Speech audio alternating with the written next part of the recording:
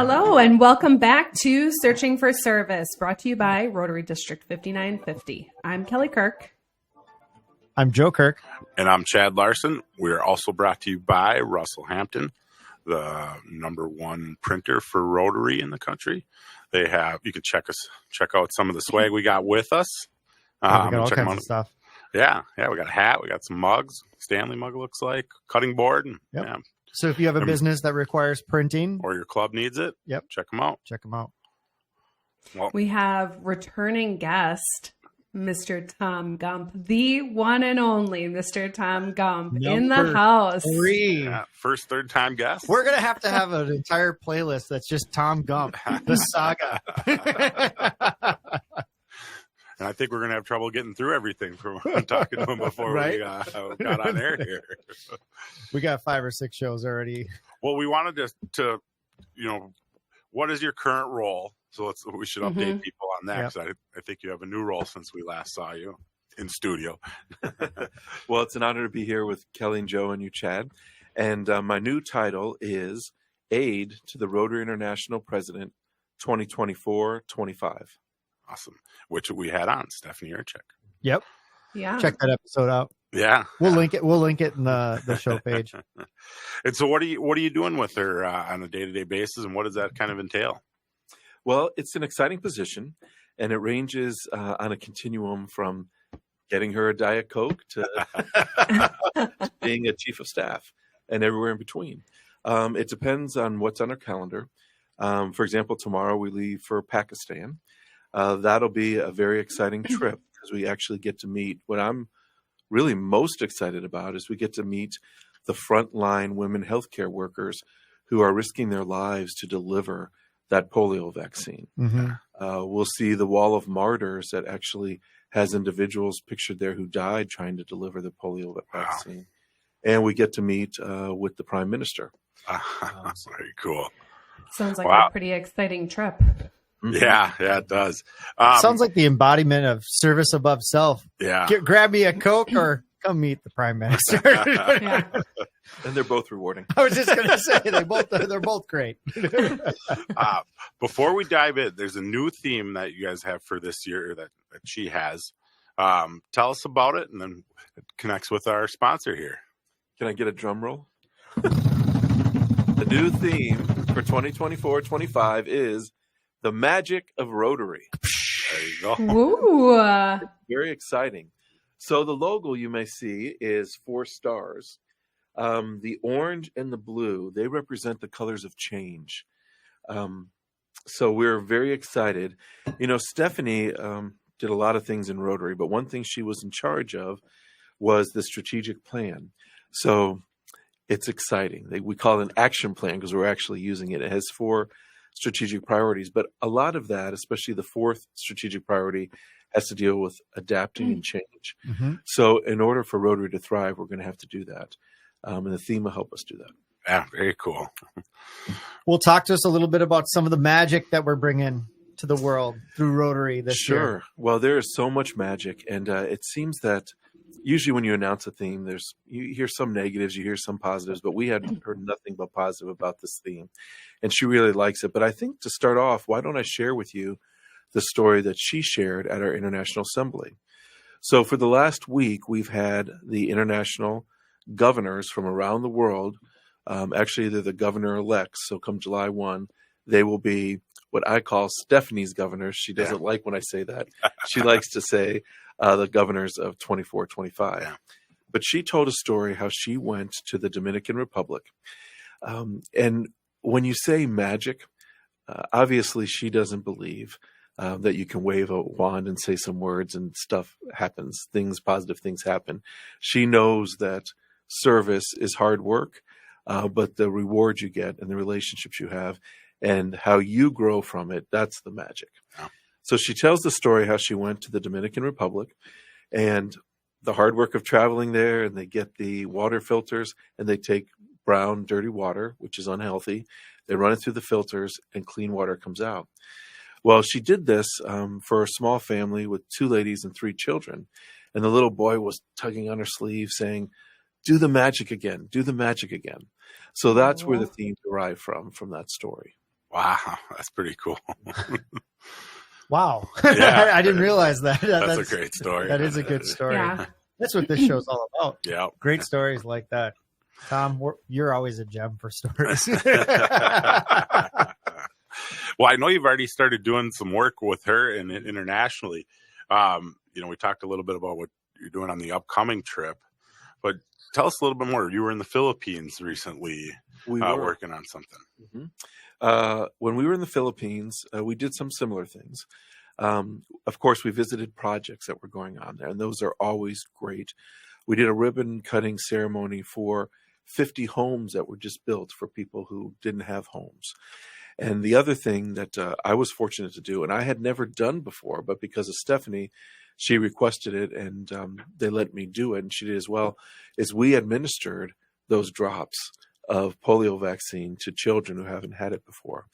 And I tell you, it's hard to describe the emotions that come over you when you do that, because you're holding a child. There's hope other people are holding the child, and you have to put 2 drops in. But as you do that, what goes through your mind is that child is going to be like Kelly and Joe's children. They're going to run. They're going to play someday. And if we weren't Rotary, we together, along with our partners, WHO, Bill Melinda Gates, the Gavi Vaccine Alliance, and a dozen of them all together, and political organizations, governments, if we weren't doing that, that child would be crippled. And, a lot of folks think polio is in the history books. We don't have to worry about it because we actually get vaccines here. Yeah. And I had to get 4 shots going to Pakistan because I read in the State Department that if you don't have a polio vaccine within the last year, they could detain you and not let you out of the country. Oh, wow. So I got another polio shot a couple days ago. What's just to be on the safe side? Kelly, I made him put on a yellow card that says lifetime, Yeah, So I'm good. It is with my visa and with my passport. You're administering the drops and you're just drop for yourself. But one other thing we were able to do, and I think this is important too, we were able to meet with the president of the Philippines, Bong Marcos, and his mother 30 years ago was one of the driving forces that worked with the Rotary clubs there to start this initiative. These were people like you and me starting an initiative. It was an audacious goal to rid the world of only the second time. This will be the only second time in the world that a disease has been eradicated. And so he was telling about how his government's going to continue to support that. So it's a pretty cool service project. Well, you just hear the legacy of that. That's pretty incredible. Yeah. It's sad and incredible at the same time. It's sad that it's now trickled into a second generation where this battle is still going on. However, there's very few left, though, isn't there? How many cases are there? There was 12 active cases. There's some vaccine-derived cases that get into the systems. But if the cool part is, if we can eliminate it this coming up year, like we have no cases, then after 3 years it gets certified. And we have our international convention in Manila in 2028. Wouldn't that be something? So we can celebrate the polio-free world where it started. That would be super cool. How incredible would that be? It'd be awesome. Well, maybe that's what it takes. You know what I mean? Maybe it just takes that. We're going to have it done by that date. You just set the date and do it. I got to back up. So the president's mother didn't just start it in the Philippines, but she started the global movement for it. I was thinking it was, wow. Yeah. So it's actually a couple Rotarians in the Rotary Club with her support helps get governmental support. But it's interesting how Rotary can change the world. Yeah. Stephanie at the International Assembly, she had several opportunities to have her remarks addressed to the crowd. And she told the story, which you guys probably heard, of the starfish, where 2 people are walking on, one picks up and throws it in. And I always thought that was interesting because, by ourselves, we can't do a whole lot, but together, and our vision statement in Rotary is together, we see a world where we can unite and take action to create lasting change in the world, in our communities, and in ourselves. And that's what this service is all about. I think we talked about this one of the other times we had you on, and like one of my favorite lines of all time is never let anybody tell you that a few dedicated people can't change the world, because it's the only thing that ever has. Like, nice. It's so true though, right? I mean, so true. it's really funny when you really think about some of the big things that we've tackled, Rotary, or just the world in general. It usually started in one room, conversation between a couple people. Like, hey, what do you think? Yeah, let's do it. Can we do this weekend? And that's why the show is so important, because you're getting the word out. Because so many times in Rotarians, we talk to ourselves because we're like-minded people. I love that our district is doing this podcast and having that external focus. Yeah. Well, we talk about it all the time. I mean, for our listeners that have been with us the whole time or have joined and listened to the entire series, the wealth of knowledge that you have versus somebody who is just at the club level, serving, still doing real work, right? Yeah. But just the context of understanding what Rotary does at larger levels and the power in the power of it, it's incredible. Like, we just did an episode on Chad. His 1 year anniversary is like next month, and just the different journey that he had versus most Rotarians. And like I got a different experience learning about so much more, and then still learning at the club level. That is so important, because so many people like Chad, they're asked to join, like I was, we're asked to join a club. So we know about that club, but most Rotarians don't know there's fellowships and there's action groups and there's, councils on legislations, there's International Assembly.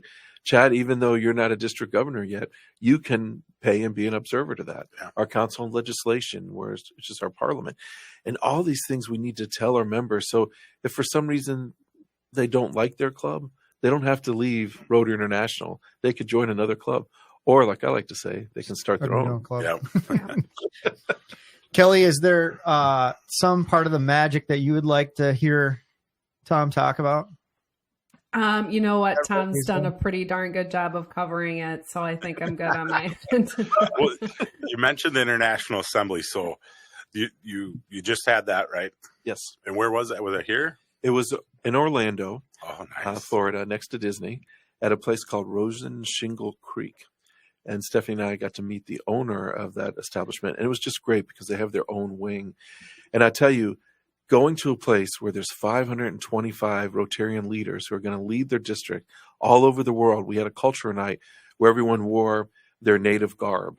So Stephanie had 4 costume changes from clothes she picked up in Korea, the Philippines, and it was so fascinating. It was inspirational. So was your cutoff T-shirt and jean shorts, was that yours?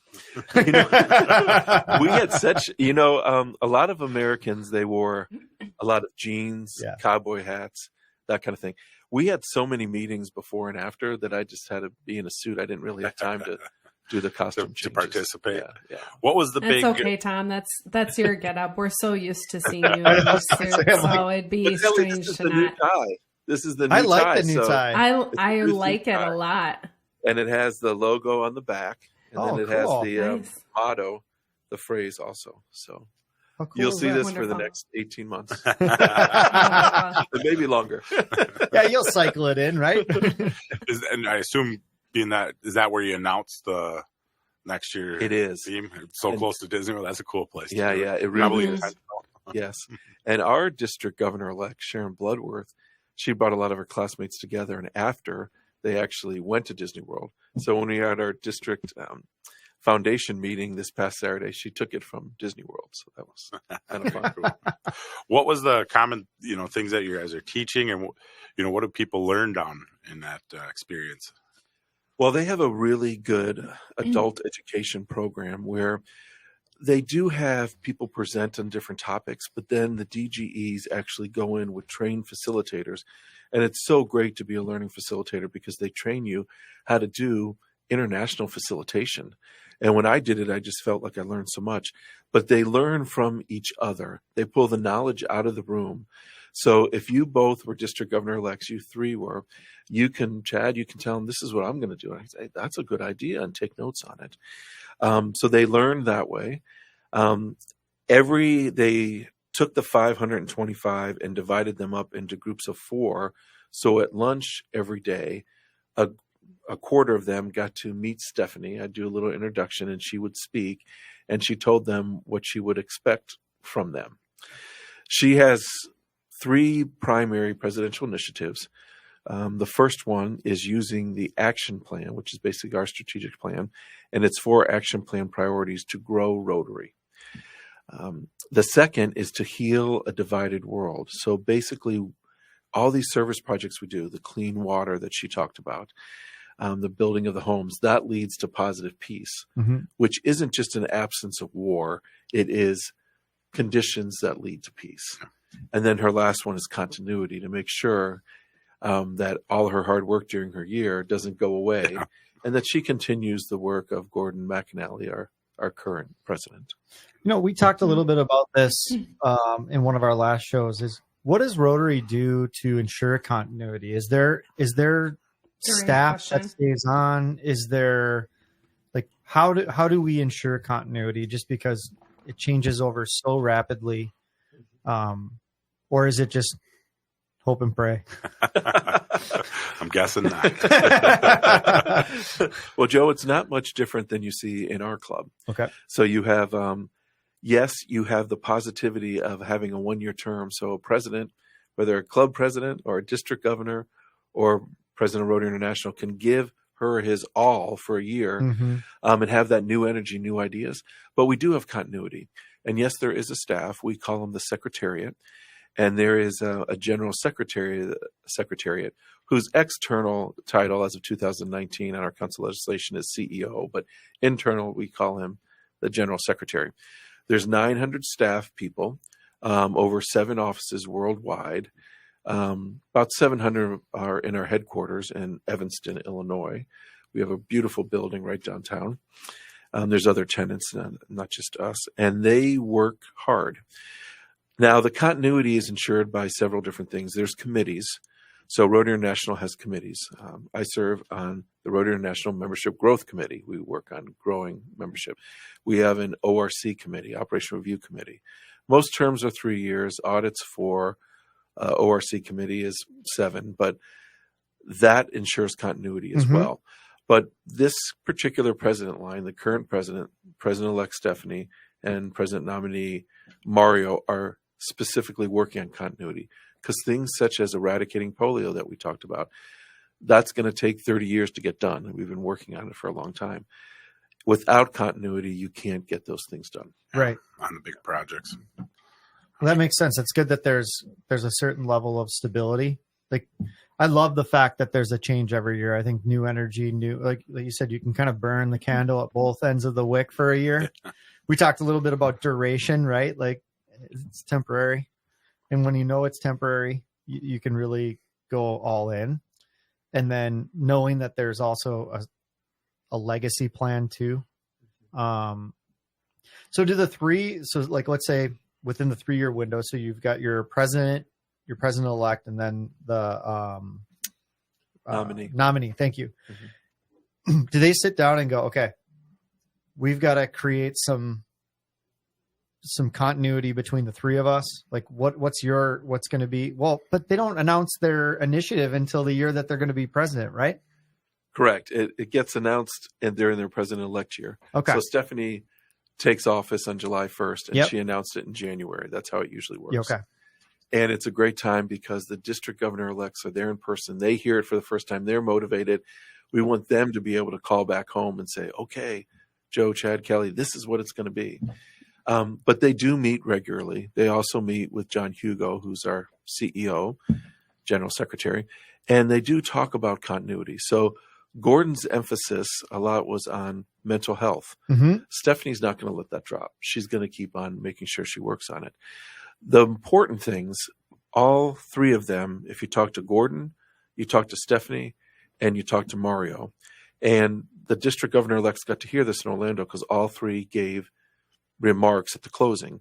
They were all very similar. They said it in different ways, but there was a continuity in messaging, and that's important.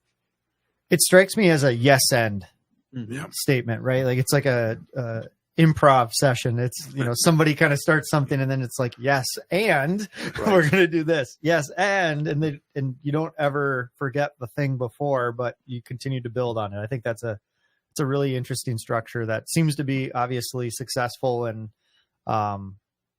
seems to be working really well. So as we go Well, I guess we still have some time left in this year, the Rotary year. Yes. What are some of the big service opportunities, service trips that you guys are working on that the listeners should know about? So she will travel all around the world as a president-elect. She did it a little bit when she was a nominee, but the planning is now ending and the actual doing is starting for her. She will travel and go to service projects around the world. There's different types of service that she does. She will, this time of year, starting next month in February, we have our PETS season, which PETS is PETS, which stands for President-Elect Training Seminars. So she will go around mostly the U.S. I think she goes to Italy at one time. I'll be doing some trips with her for that. I'll be doing some on my own, and Mario's got some on his own. So that'll take us through spring. In early spring, district conference season happens. So during her year as president, she will have president's rep. So any district who wants to have a district conference, they have to meet some minimum number of people and has to be at least a day long, those kind of things. She will send a Rotary senior leader to go speak. So that'll be that season. Then we go into institute season. So that's where a bunch of districts get together and they have 2 to 3. We went to one in Manchester a few months back that had 7. There's different number of districts that get together for that.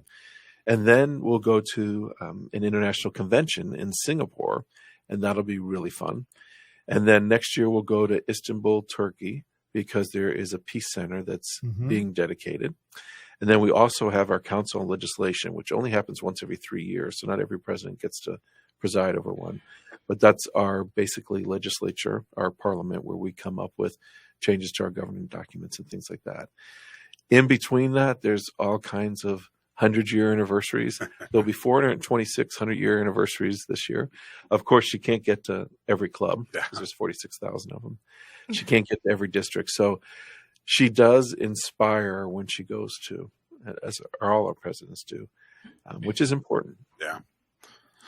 I mean, I think that's, as a leader on that scale, I mean, it's as much about inspiring and as it is about the action. I mean, the action's important, but the inspiration really lasts. You know? And carrying clear message, right? I mean, when there's a clear message from the top, it trickles down. And one thing that I love about Rotary is it's extraordinarily clear. Yeah. There's definitely, whether it's a theme or whether it's, service above self. I mean, that's a pretty simple one. And then, we all get lost a little bit along the way. I mean, whether it's a club or whether it's a district, we all need that little alignment every now and then. And that's why it's good to have good leadership. So I'm excited to see what Stephanie does with her year. And so at the end of the year, one of the last things she'll do is she'll preside over a convention. And so this year it's in Singapore, and that's Gordon's convention. Her convention will be in Calgary. So that'll be really, really fun. A week before their Stampede. So that'll be fun. So the first videos for that were shown at International Assembly. Cool.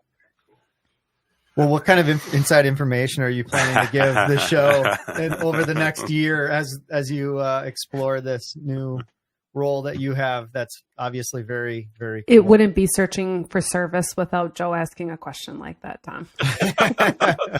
Well, typically RI has such professional staff. You asked about the Secretariat. And when there's a big announcement, such as where a convention's going to be, they get together and they make sure that whatever they need to do, like if it was in a certain city, they might get the governor of that state if it was in North America, and the mayors of the cities to do a press release.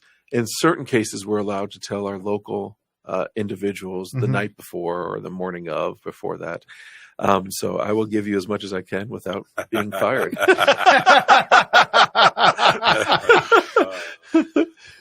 But it's hard to keep secrets. I mean, for this particular Russell Hampton, they make great products. He had to sign a confidentiality. The owner, Joe Beveridge, no, they that all makes did, sense. because it's under lock and key. But they have to. Yeah. But they have to get the ball rolling, right? Yep.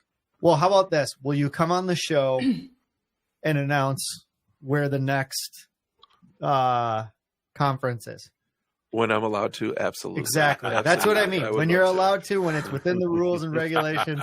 Way to put them on the spot. Hold on a second. Who is in the window? Lloyd chaperoning. Oh my gosh. I want to switch gears because I've heard Before we all get in trouble. Yeah. and something that we hear a lot is if there's something you want to do, a project or something, you can do it. And I've heard multiple people tell me that you helped them through that process. So that's been a common theme when I've heard that. And then somebody tells me, well, yeah, I've actually done it now. Where do you start? And, what have you figured out, or what do you teach people when you say, I want to do this project, I want to do that? So a little bit different from your role now, but I know you facilitated a lot of projects. So can you explain that a little bit to us? Sure. It's interesting because most of the time I'm asked to talk about membership. Yeah. So, which makes sense. Yep. Because I do a lot of that, but I am passionate about our Rotary Foundation. I have actually worked on more than a dozen international and local projects. You have club grants where our club, we're going through that process right now. We give to local. We have district grants. I'm so fortunate that when we're going to Pakistan, we just did a district grant that originated from the Rotary Club of Edina Morningside, where we're going to give money in order to have potter's wheels and sewing units so we can have microeconomic development for some women there who want to do that. We've got a soft commitment. We have to bring forth the paperwork from our district to do close to $100,000 grant in Pakistan. So when we go to Pakistan, we are going to be able, because of the kindness of our club and our district, to say, we want to start a relationship with you, and it could lead to many other things. But you can do so many things when it comes to grants, and let me talk about what Stephanie, one of her pride is the Hearts of Europe grant. This is a situation where USAID partners up with the Rotary Foundation, and they both contribute funds. I was fortunate to be ahead of a grant that just got approved that'll give mental health care grants inside of Ukraine. So Stephanie, I bring this up because one of the sets of trips that she's going to do is she's going to go to the major projects that have been funded by this Hearts of Europe grant initiative and visit those countries. So, and the great thing about this particular grant is, not in my case because there's a war going on there, but when I started the grant before the war started, if there wasn't a war there, I can travel, and USAID will actually contribute monies to do that so that we can travel because they want a relationship to form. Sure. Now, most of the times, if I go to Honduras or any of you go to Honduras, we'd be paying for our own pocket to do those things. So the grant money usually just goes to benefiting the work being done. Yes. Yeah. But anything you want to do, we can do. And that's what I love about Rotary. Other organizations, even though they're nonprofit, those nonprofits decide where the money's going to go. We can figure out a project. We can figure out the budget. We can raise the money. We can go to our club or district, or we can go to Rotary International or any combination thereof and do the project we want to do. Then we can go and we can implement it. Mm-hmm. So it could be Chad's project, it could be Kelly's project, it could be Joe's project. And there's just so many worthy projects around the world. And that's what I love most about traveling around the world, seeing the projects that have been done. The last time we went to Korea a little while ago, we went out to a project where they were taking apartment buildings and they were renovating them, taking out the mold and stuff so that people's parents who couldn't afford to do that renovation themselves, they would do that. So Stephanie, there was a gentleman whose elderly mother was living one, and he was just cried when he saw Stephanie because he was so happy that the embodiment of our organization was there in person, recognizing that. And then it's fun to go downstairs and pick up your paint rollers and help do it. Yeah. Yeah. But in Korea, you have to dress up a lot. So, so you fit right in. Yeah. Even if you're painting. So. You didn't wear that suit with the with the leftover paint on it. I mean, you go to Louis Vuitton and you pay big money for paint splattered on stuff. So Yeah. I'm doing it right. I should spray all my suits with bug spray for next week. Right. One thing that you did talk about with that is there's a recognition of the relationship component in conjunction to the project itself, and how important just fostering that positive relationship is. Because you had mentioned that as part of what was the project specifically where you mentioned that the travel would be included? The USAID parts of Europe. Right. So in that sense, it's they seem to understand the power of that relationship and fostering that communication, and it's part of the project versus you having to pay for it, which it's fine. You know what I mean? It's one of those things, but it just shows you that the relationship is as important as the project itself, because the relationship is the piece that keeps kind of giving over and over and over again. And then you just don't know where it ends up. Absolutely. And the exciting thing is, like my first water project in Honduras, we did it with World Vision. So it ended up, Rotary International put in 400,000 in rough numbers. World Vision matched that. And then after, another additional third 400,000 came in from the local government. But the future, Rotary's moving towards these grants of scale where we can go and put up $2 million. And the Bill and Melinda Gates Foundation put $2 million. World Vision could put up $2 million. And we can do this. We've done it with malaria. The next one's going to be on cervical cancer. Oh, interesting. Yes. So I'm excited about the partnerships that we can get involved in so we can maximize that input and really get the word out about Rotary at the same time. So I think the future looks bright for us. Besides the other two interviews that we've had with you, of course, Tom, one of my favorite interviews is Brian Singer, or what's his name from World Vision? I'm blanking out, but we have Brian Gower. Brian Gower. Oh, yes, thank you. absolutely. Yes. It was absolutely astonishing. And I think about this because I think about this, and even in my own life, like organizations or people that push you, you know, and it really feels like World Vision is pushing Rotary to even do more. Like, wow, we have all of this social capital. We have all of this relationship capital. We have all of this political capital, and we're not pushing the boundaries of these projects further and further and further. And when he was talking about the scale of projects that they'd love to do, I'm like, holy smokes, my head is like blowing up, because like, wait a second, like a $20 million project, well, what would that do? Well, that would like solve water for this entire like region. And you're like, whoa. And it's right there in front of us. Right. And I love that relationship with World Vision, because they are a nice tailwind behind Rotary, as we're super local, and we're all those things. And they're just a reminder of, look at how big we can think, and we want to think big together with you. I think that's really cool. And some of those partnerships fit very well with us, because Rotary has 1.4 million people that we could donate. World Vision has members, but they also have money, and they have local offices. So when I went to Honduras, I was able to get, it was mostly my wife coordinating this, all our neighbors together to make feminine hygiene package. And I had a huge duffel bag that was as long as this table. It was heavy, that we filled up, and I was able to give it to World Vision and say, when you do your other projects, give these out. So it's interesting that we have a synergy. I know that word's overused a lot, but it is an additive process when we get these partners together. And I'll tell you, it's great to meet those people because they become your friends. And a lot of times, my friend Kim, who's a big World Vision person, he's also Rotarian. So, and he's about to join the Arch Clump Society. We know Kim, don't we? Yeah, we know Kim. We had him on. Yeah, Kim was on the show. He's wonderful. So traveling with him, you could hear all the stories. Yeah, it's pretty. He's an airline pilot. Oh, he's gosh, a ship captain. He belongs to the yacht club. Author. Wrote a book. Yeah, it's a great book. Yeah. It's pretty remarkable. Like, the people that I've met in Rotary have been nothing short of remarkable, and you see, like you said, I mean, it is an overused word, but it's the right word, the synergy, the like values. I mean, that's why it plays so well internationally, is we have a common value set that we're speaking and we're starting our relationship from. And I think that that's so powerful.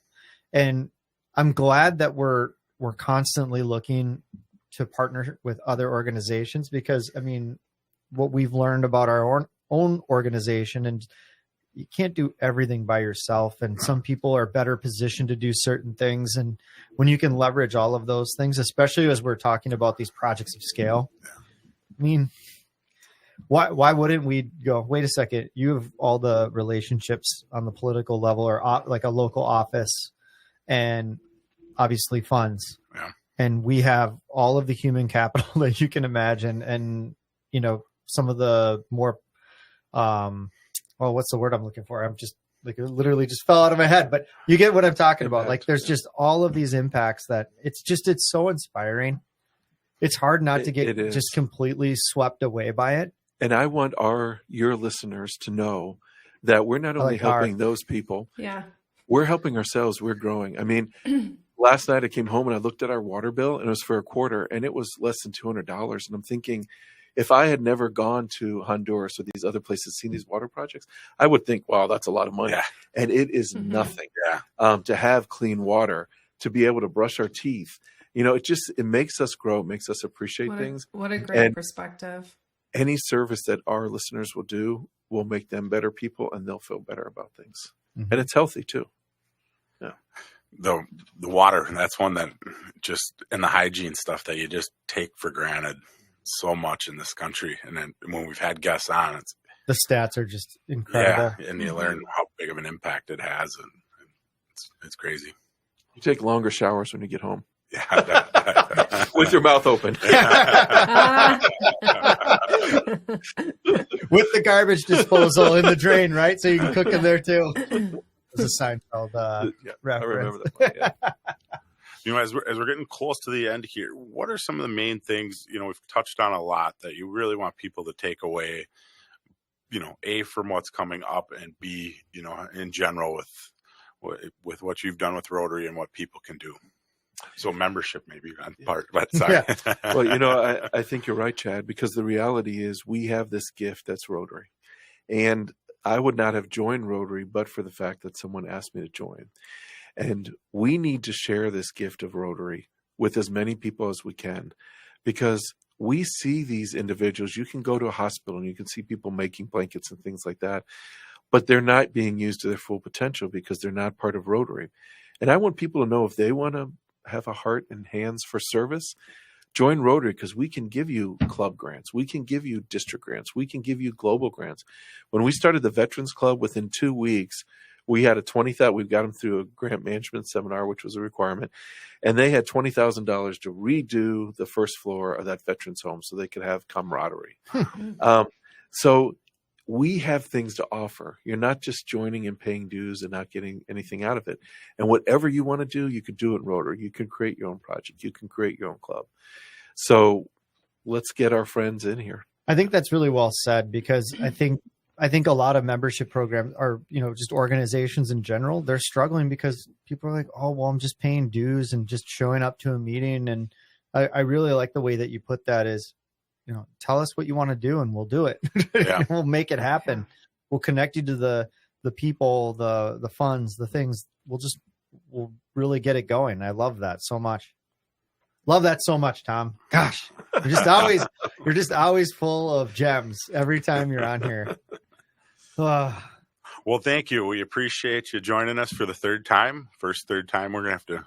Always a pleasure, Tom. Get a membership pin for yeah, no kidding. Clubs for second, third time, I guess. But no, it's been a joy, and it's been great to learn more and more, especially this time around with what's going on as we go international, or you go international with the new president, right? Am I saying I get my terminology wrong a lot but so, well, thank you for joining us. Thanks, Tom. Thank you for the opportunity. And we'll be back.